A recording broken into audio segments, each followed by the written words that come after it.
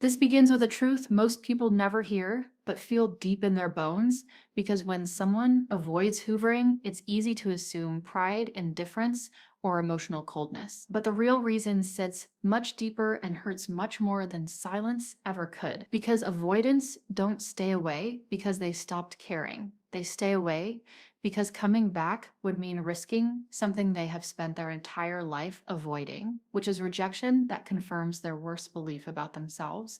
And that fear doesn't show up as panic on the surface, it shows up as distance, delay, overthinking, and convincing themselves that staying away is somehow safer for everyone involved, especially for them, because the moment they consider reaching out, their mind doesn't imagine warmth or reconciliation, it imagines you standing strong, emotionally grounded, no longer chasing, no longer hoping, no longer available in the same way, and that image alone is enough to shut them down before they ever type a message. Because hoovering requires a level of vulnerability that exposes the one thing they are most terrified of, which is discovering that you no longer need them, and that terror grows even stronger when they sense you've changed, healed, or detached. Because now the risk isn't just rejection, it's being calmly turned away by someone who once would have done anything to keep them close. And that kind of rejection doesn't feel dramatic or explosive, it feels quiet and final. And avoidants are deeply afraid of finality when they are no longer the one choosing it. When you pull back, something subtle but powerful happens inside them, because for the first time, the emotional power dynamic shifts, and they feel it immediately, not as anger, but as unease, because their identity has always been built on leaving first, withdrawing first, shutting down first, and hoovering would mean reversing that role and stepping into a position where you get to decide. And that loss of control feels unbearable, because control has always been their emotional armor, the thing that keeps them safe from feeling too much, from wanting too much, from needing too much. And when they imagine reaching out, they imagine that armor cracking, because to hoover is to admit that they still feel, that they miss you, that your absence hurts. And admitting that means risking being seen in a way they have avoided their entire life. The fear isn't that you'll yell, attack, or explode. The fear is that you won't, because calm rejection feels like confirmation that you've moved on, that you've outgrown the dynamic, that you're no longer emotionally hooked. And that realization hits an avoidant at the core of their attachment wound, because deep down, they already believe they are only wanted temporarily, that people eventually see through them and leave. And if they reach out and you don't respond the way you used to, that belief becomes real, solid, undeniable. So instead, they stay silent and call it self-respect, time, or logic, but underneath it's fear, because silence allows them to preserve a fantasy where you still care, where you might still want them, where rejection hasn't been confirmed, and as long as they don't reach out, the door doesn't have to officially close, because closure requires courage, and courage requires vulnerability, and vulnerability has never felt safe to them. As time passes, the idea of hoovering becomes heavier, not lighter, because they know you've had time to see clearly, to detach emotionally, to rebuild your sense of self. And that makes approaching you feel like walking into a room where the power has shifted and they are no longer sure who they are in your life. Because once you stop chasing, stop explaining, stop asking for reassurance, they are forced to face a version of you they never had to deal with before. A version that doesn't bend, doesn't beg, and doesn't need them to feel whole. And that version scares them more than your pain ever did, because pain meant attachment, pain meant emotional access, pain meant leverage, but strength means boundary, and boundaries feel like walls to someone who never learned how to connect safely. In their mind, hoovering now comes with a terrifying question they can't answer, which is, what if I reach out and they don't open the door? What if they respond with indifference or kindness without attachment? Because that would mean you healed without them. And that realization forces them to confront something they've avoided for years, which is that their distance didn't protect them, it cost them. And facing that loss feels too painful, too exposing, too overwhelming. So they convince themselves it's better to stay away, to keep you frozen in memory, rather than risk meeting the real you now. Because memory is safe and real is not. As this fear deepens, they begin to rewrite the story in their head, telling themselves that you're better off, that reaching out would only hurt you, that staying away is the mature choice. But these explanations are emotional defenses, not truths, because the real truth is that hoovering would require them to sit with uncertainty, and uncertainty triggers their deepest fear, which is not knowing whether they are wanted, valued, or enough. And instead of risking that, they choose distance, because distance allows them to avoid the moment where you get to say no. They sense your emotional independence now, even if you never say a word. Because independence changes your energy, it changes how you show up, how you detach, how you stop revolving around their moods. And avoidants are extremely sensitive to emotional shifts, especially when those shifts signal that they are no longer the center of someone's emotional worry. And that awareness alone can paralyze them, because it means hoovering might not work the way it used to. It might not pull you back. It might not restore the old dynamic. And if it fails, they lose not just you, but the illusion that they could always come back when they want. So instead of reaching out, they watch from a distance, wondering, imagining, replaying moments, because observation feels safer than participation, and longing feels safer than action, and silence feels safer than rejection. And as much as they miss you, they fear the moment where your response confirms that the chapter has ended, because as long as they don't hoover, the story stays unfinished in their mind, and unfinished stories don't force accountability, growth, or vulnerability. This is why their fear isn't loud or dramatic, it's quiet and internal. It's the kind of fear that shows up as hesitation, delay, and rationalization, because they aren't running from you,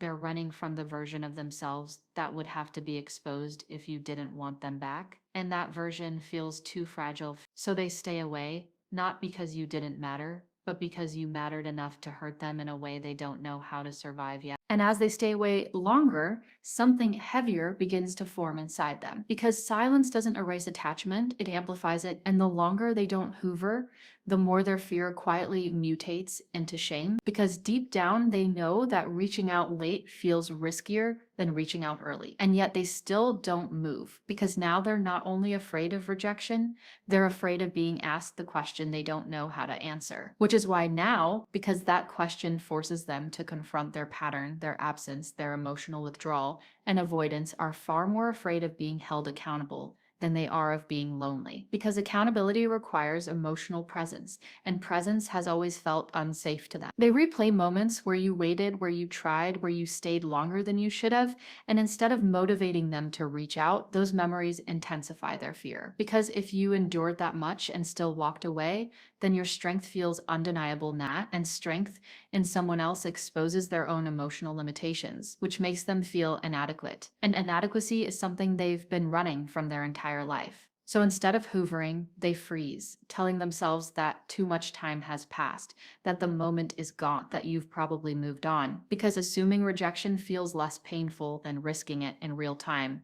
And in this mental space, they start to idealize you from a distance, turning you into someone untouchable, someone above them emotionally, because as long as you remain distant, they don't have to face you as a real person with the power to choose. And that illusion allows them to protect their ego while still holding onto the attachment. What they don't realize is that this internal conflict is slowly building pressure, because unexpressed emotion doesn't disappear, it just gets stored. And every time they think about reaching out and stop themselves, they reinforce the belief that vulnerability equals danger, which keeps them stuck in the same cycle, watching others move on while they remain emotionally paused, suspended between longing and fear. They might tell themselves that if you really wanted them, you would reach out, but this is another defense, because deep down, they know that you already did your part, and that the silence now is not a lack of interest, but a boundary. And boundaries feel like rejection to someone who associates love with pursuit, availability, and emotional access, without responsibility. As this awareness grows, they begin to feel a strange mix of regret and relief. Regret for what was lost, and relief that they don't have to face the discomfort of being emotionally exposed. Because hoovering would mean stepping into uncertainty without armor, without guarantees, without the old dynamic where they could pull away at any moment, and that level of emotional risk feels unbearable to someone who never learned how to stay when things get real. Inside, there's a quiet voice that tells them that you would probably respond differently now, that you wouldn't rush, wouldn't reassure, wouldn't collapse emotionally the way you once did, And that imagined version of you feels intimidating because it reflects growth they haven't yet achieved.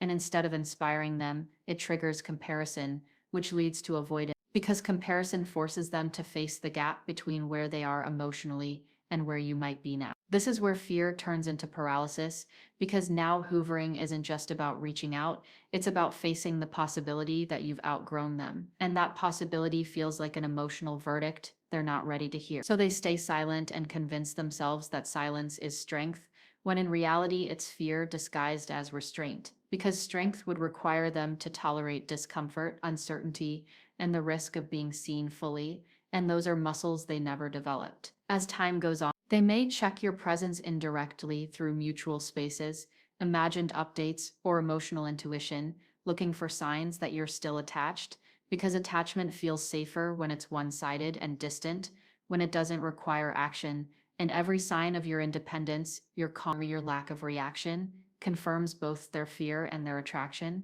because you become the one thing they want but don't know how to approach. This internal tug of war becomes exhausting because part of them wants connection, closeness, reassurance, while another part screams that connection leads to loss, exposure, and rejection. And instead of resolving this conflict, they avoid it by staying away. Because avoidance has always been their coping strategy, even when it costs them the very thing they want most. They may fantasize about accidental encounters, perfect timing, or scenarios where you reach out first, because those fantasies remove responsibility from them, allowing connection without risk.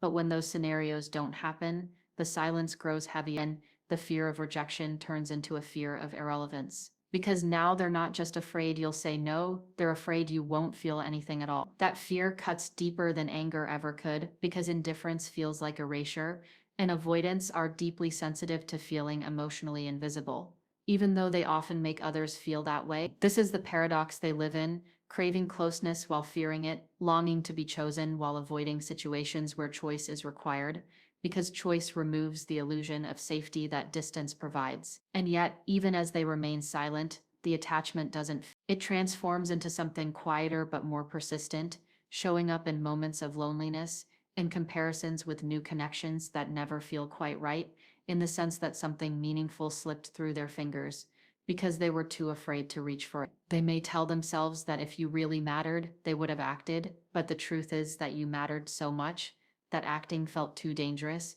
because losing you in reality feels worse than missing you in imagination, and imagination allows them to keep you without risking rejection. As the gap between you grows, the idea of hoovering becomes almost mythical, something they think about but can't bring themselves to do, because now it would require not just vulnerability, but humility, and humility means admitting they didn't have it all figured out, that their avoidance caused loss, and that kind of self-awareness feels destabilizing to someone whose identity has been built on emotional self-protection. So they remain where they are, emotionally attached but physically absent, longing but silent, because silence allows them to avoid the moment where you get to decide whether they still belong in your life.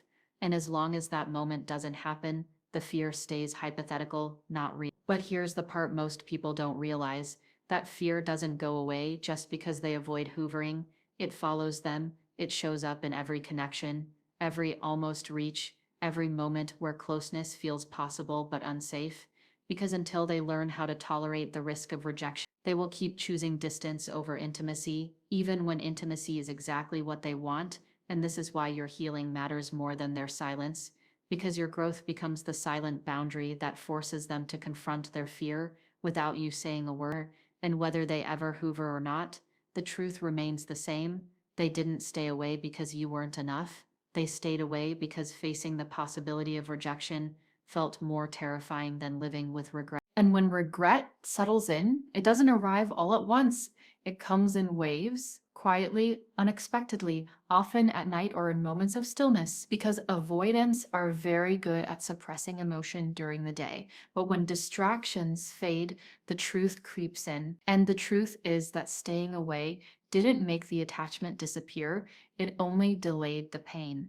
And now that delay has turned into a deeper, heavier ache, because regret mixed with fear creates a unique kind of suffering, one where they miss you but also resent themselves for missing you, one where they want connection but feel ashamed for wanting it, and that shame becomes another barrier between them and action. They begin to question themselves, wondering why reaching out feels impossible when the longing feels so real. And instead of finding compassion for their fear, they criticize themselves internally, which only reinforces their avoidance because self-judgment makes vulnerability feel even more unsafe. This is where the internal narrative shifts from "I'm protecting myself" to "I missed my chance." And that belief hurts deeply because it frames the situation as irreversible, as something lost forever, and believing something is lost forever feels safer than risking confirmation through rejection, because final loss imagined is still less painful than rejection experienced. As this belief settles in, they may start to emotionally detach on the surface,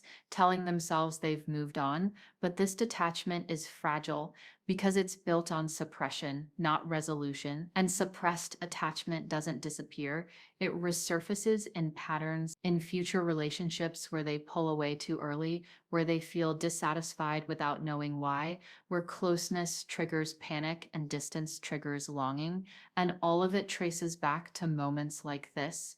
Moments where hoovering felt too dangerous and silence felt safer. They may compare others to you, not consciously at first, but emotionally, noticing that something feels missing, that connections don't spark the same depth. Because when someone represents emotional safety and challenge at the same time, losing them leaves a mark. And instead of processing that loss, avoidants often compartmentalize it, storing it away as something unfinished, unresolved.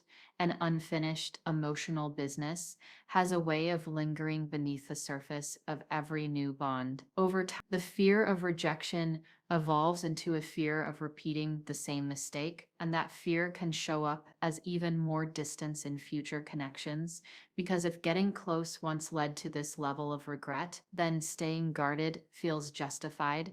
And this is how avoidance becomes self-perpetuating, because the pain of not hoovering becomes proof in their mind that closeness is dangerous, rather than evidence that avoidance is costly. They rarely share this struggle with anyone because explaining it would require admitting how deeply they cared, how much they lost, and how afraid they were to act. And that level of honesty feels threatening to their self-image, so they carry it alone, appearing calm on the outside while feeling conflicted on the inside, because avoidants are experts at appearing unaffected even when they're not. And as time moves forward, they may reach a point where the fear shifts again, transforming into a quiet hope that maybe you'll reach out someday, not because they believe it will happen, but because hope allows them to keep the attachment alive without taking responsibility, and responsibility has always been the hardest part for them. This hope isn't empowering, it's passive, and it keeps them emotionally tethered to a version of the past rather than present reality, because as long as they hope, they don't have to grieve fully. And grief requires acceptance, which requires emotional openness, and openness is what they've been avoiding all along. Eventually, though, there comes a moment where the weight of unexpressed feeling becomes impossible to ignore, and in that moment, they are forced to confront a painful realization, which is that silence didn't protect them from pain, it only postponed it. And now the pain feels heavier because it's layered with regret, self-doubt, and missed opportunity. This is where some avoidants finally begin to look inward, not to reach out, but to understand why the idea of rejection feels more terrifying than the reality of loss. And that inquiry, even if small, marks the beginning of change, because awareness cracks the armor, and cracks allow light in, even if they're uncomfortable at first. They may start to recognize, seeing how fear has guided their decisions, how distance has cost them intimacy, how control has replaced connection, and this awareness can be deeply unsettling because it challenges the story they've told themselves about being independent, self-sufficient, and emotionally strong. Real strength, they begin to realize, isn't the ability to walk away without feeling, it's the ability to stay present with discomfort, to risk rejection, to allow someone else to matter enough to hurt you. And that realization can feel both terrifying and liberating at the same time. But even with this awareness, hoovering still feels daunting because now it's not just about reaching out, it's about showing up differently, without the old defenses, without the ability to disappear when things feel intense. And that level of change requires more than long, it requires growth. Meanwhile, you continue living your life, perhaps unaware of this internal struggle, because avoidance rarely broadcasts their pain, and this is another painful irony. Because the person they fear rejecting them is often the person who would understand them most if they were honest. But honesty requires vulnerability, and vulnerability still feels like standing unprotected in front of something that could hurt them. As more time passes, the fear of rejection may soften slightly, but it's replaced by a different fear, which is the fear that even if they reached out now, it wouldn't matter anymore, because timing matters, and missed timing can't always be repaired, and that fear can be paralyzed because it suggests that their silence has already shaped the outcome. This is where regret deepens into grief, because grief acknowledges loss without fantasy, and grief hurts more than fear, because fear imagines what could go wrong, while grief accepts what already has. Some avoidants stay stuck here for years, carrying the memory of what could have been as a quiet ache, while others eventually choose to face their fear, not necessarily to reclaim the past, but to stop repeating it. And that choice, when it happens, is rarely dramatic, it's subtle, internal, and deeply personal. And this is where your role, without you doing anything at all, becomes powerful, because your healing, your boundaries, your emotional independence act as a mirror that reflects their unresolved fear back to them. And whether they ever hoover or not, that reflection leaves an imprint, because it shows them what connection could look like if fear wasn't in control. The truth that ties all of this together is simple but painful. Avoidants avoid hoovering not because they don't miss you, not because they don't think about you, and not because you didn't matter. They avoid hoovering because rejection would confirm a belief they've carried for a lifetime, that if they show up fully, honestly, and vulnerably, they will not be chosen. And until that belief is challenged from within, silence will always feel safer than reaching out. But your story doesn't hinge on whether they face that fear or not, because your growth shifts the narrative regardless, showing that love doesn't require chasing, that healing doesn't require closure, and that sometimes the most powerful response to avoidance is becoming someone who no longer waits to be chosen. Because when you choose yourself, the fear they ran from becomes theirs to face alone. And that, more than any rejection, is what truly changes the dynamic forever. And when the dynamic finally settles into what feels like an ending, something subtle but profound happens on an emotional level that most people never talk about. Because even if they never reach out, even if they never hoover, the attachment doesn't simply disappear. It transforms, and that transformation marks the true turning point. Because this is where fear no longer hides behind silence.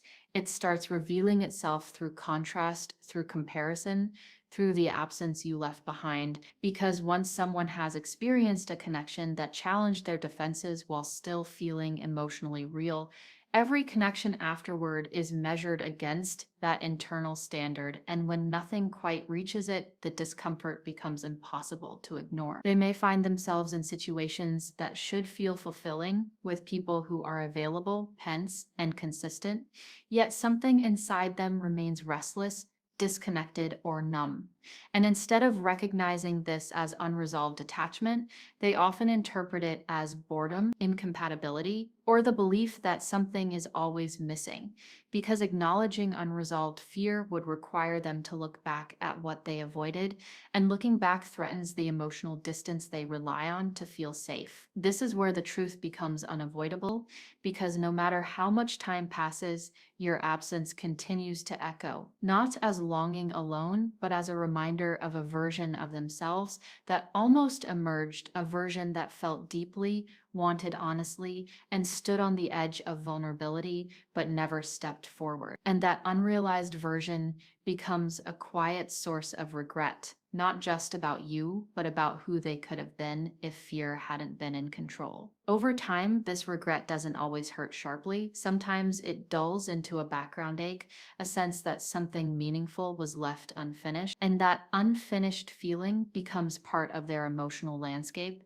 shaping how they approach closure closeness, how quickly they pull away, and how often they choose safety over intimacy, because fear learned once tends to repeat itself until it's consciously challenged. Meanwhile, your journey continues in a different direction because the moment you stop orienting your life around whether they return, something inside you shifts permanently, and that shift isn't loud or dramatic. It's quiet confidence, it's emotional stability, it's the absence of anxiety where obsession once lived, and this change alters how you show up in the world, not just in relationships, but in how you carry yourself, how you speak, how you tolerate uncertainty, and that new energy is something avoidants feel instinctively, even from a distance, because emotional independence creates a frequency that doesn't chase, doesn't explain, and doesn't wait. This is where the irony deepens, because the very growth they feared you would reach is the growth that makes you unforgettable, not because you withhold, but because you no longer need validation from someone who couldn't meet you emotionally, and that realization often hits them late, after the dynamic has already shifted beyond their control. They might sense that even if they reached out now, they wouldn't be stepping back into the same role, because you are no longer the version of yourself that accommodated inconsistency, that accepted crumbs, that stayed emotionally available while receiving distance. And this awareness can feel intimidating because it suggests that hoovering wouldn't restore the past. It would require change, accountability, and emotional presence, and that level of effort feels overwhelming to someone who avoided discomfort for most of their life. This is why many avoidants never hoover, not because the feeling isn't there, but because the cost of returning feels higher than the cost of staying away. And because returning would require them to face not just you, but themselves, their patterns, their fear, and the consequences of their silence, and facing those things feels more threatening than living with regret. And yet, this doesn't mean they don't think about you, because thinking is safe, memory is safe, fantasy is safe. It allows connection without risk, and risk has always been the line they refuse to cross. But what they often don't realize is that by choosing safety repeatedly, they limit their emotional range, because safety without vulnerability eventually becomes loneliness, and loneliness without honesty becomes numbness, and numbness is a quiet kind of suffering that's easy to ignore but hard to escape. As years pass, they may reach a point where they begin to understand that the fear of rejection wasn't protecting them, it was isolating them, and this realization can come through loss, repetition, or simply exhaustion, because living in emotional avoidance requires constant effort, constant suppression, constant control, and eventually that control becomes draining. Some avoidants eventually choose to face this, not necessarily by reaching out to the past, but by changing how they show up in the present, by learning to tolerate discomfort, by allowing themselves to be seen even when it feels risky. And while this growth doesn't rewrite history, it changes the future, because it breaks the cycle where fear dictates every emotional decision. But whether they grow or remain stuck, one truth remains unchanged. Your healing altered the dynamic permanently, because the moment you stopped chasing, stopped waiting, and stopped defining your worth by their availability,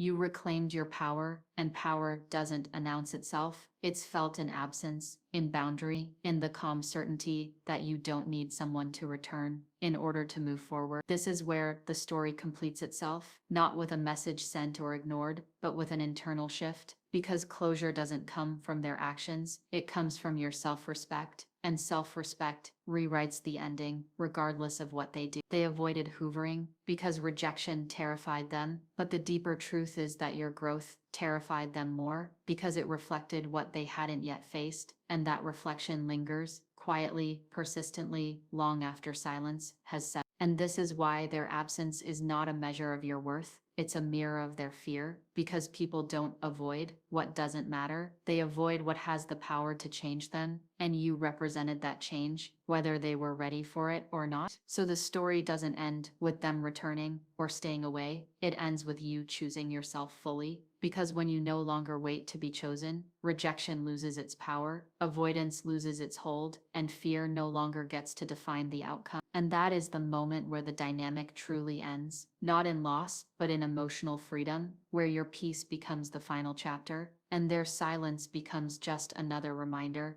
that healing always speaks louder than fear ever could.